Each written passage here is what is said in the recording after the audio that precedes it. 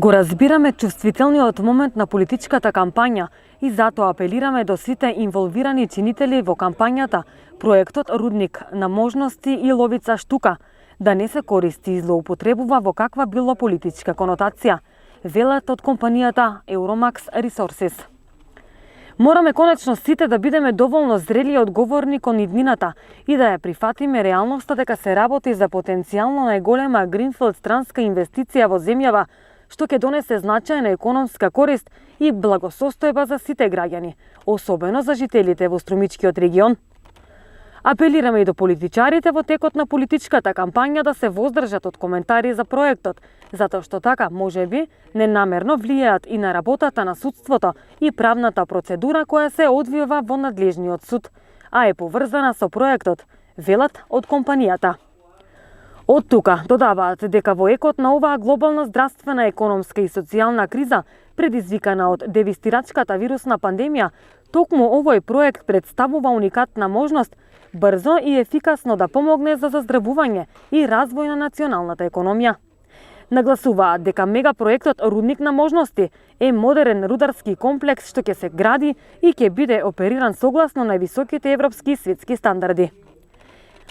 Никогаш нема да резултира во дислокација или деградација на животните услови во кое било од постојаните живеалишта. Рудникот никогаш нема да предизвика негативно влијание врз постојаниот квалитет на почвата, водите и воздухот. Токму затоа што заедно со граѓаните од регионот ќе ги преземеме сите мерки за заштита на животната средина и здравјето на луѓето. Во првата фаза на завршни истражувања, подготовка на локацијата и изградба, проектот директно и индиректно преку соработниците ќе вработи околу 1000 лица. За оперативната фаза на редовно функционирање ќе вработиме повеќе од 500 лица, во најголем дел од локалната заедница, а преку нашите соработници и снабдувачи ќе се ангажираат дополнителни 2700 лица. Веруваме дека новите работни места ќе привлечат многу од иселените да се вратат во својата земја, на своите имоти кај своите фамилии, додава Euromax преку соопштение.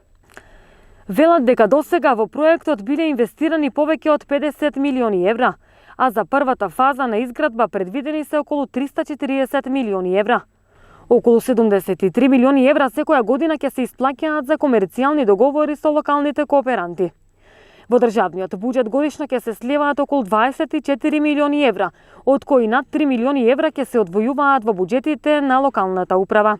Рудникот на можности ќе придонесе за зголемување на бруто домашниот производ за 3% на годишно ниво и ќе се квалификува во првите топ 3 извозни компании од Република Северна Македонија.